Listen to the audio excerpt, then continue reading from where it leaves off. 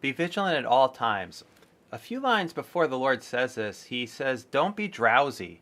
And he says you become drowsy by carousing, drunkenness, anxieties, the daily anxieties of life.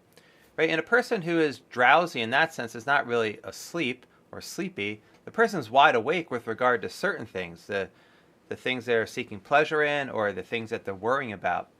But they're not awake with regard to the Lord, right? So the question is, what are we awake to? What are we being vigilant toward?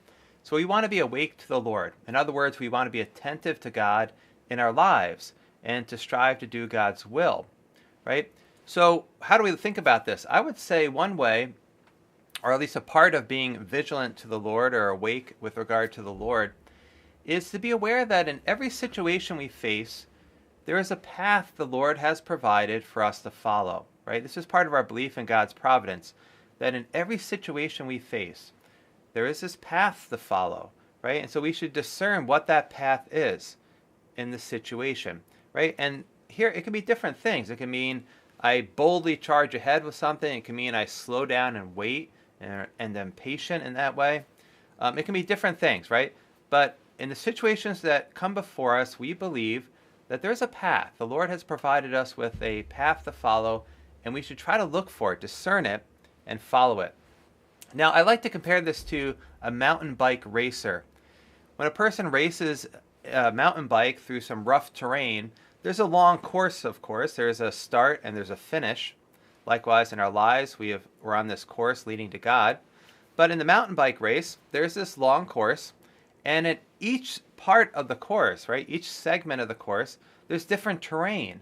There might be a rock over here, some loose gravel there, a slope going down or up, right? And so each part of the course is different.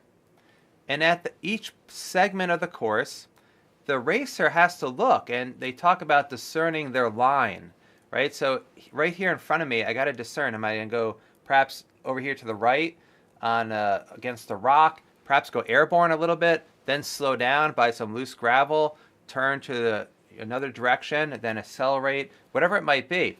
But all along the course, they're discerning that line to follow. Likewise, in our lives, as we go through our lives and our journey to God, we are to keep discerning the line we are to follow. What is the path in this situation that I am to take?